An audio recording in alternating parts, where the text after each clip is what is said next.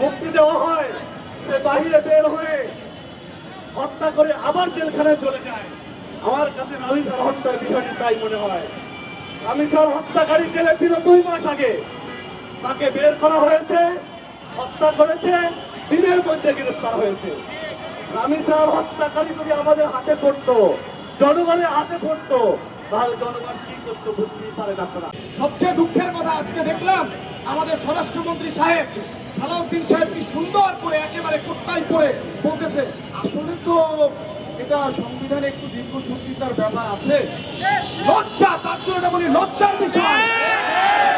আমরা কোনো সংবিধানে দীর্ঘসূত্রিতা শুনতে চাই না। আমরা চাই আমাদের মা বোনদের নিরাপত্তা, আমাদের সন্তানদের নিরাপত্তা, আমাদের দেশের নাগরিকের নিরাপত্তা।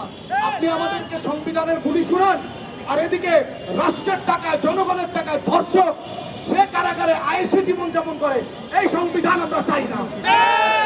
আমরা স্পষ্ট করে দিয়ে বলতে চাই, আমরা জানি আপনারা অনেক ধারা আমাদেরকে দেখাবেন। আপনি আবার বলেন যে এটা তো মধ্যযুগীয় বর্বর অবস্থায় আমরা নাই, আমরা পাল্টাইছি।